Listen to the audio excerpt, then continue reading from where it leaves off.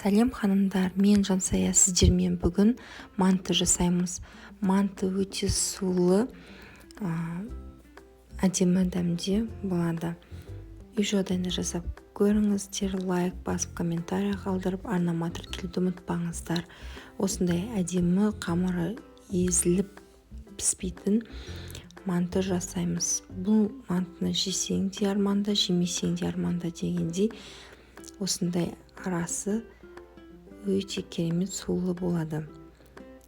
Ол үшін бізге үлкен 3 жуа пияз, яғни 400 грамм асқабақ және 200 грамм құйрық май және 500 грамм фарш, 100 грамм укроп қажет болады. Тұз, бұрыш барлығын араластырып осындай салмамыз шығады.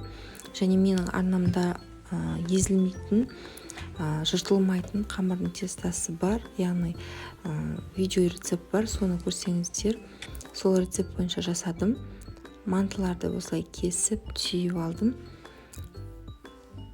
Өте керемет болып шығады. Қонақтарыңызға ұнайды. Жасап көріңіздер. Осындай керемет манты дайын болады.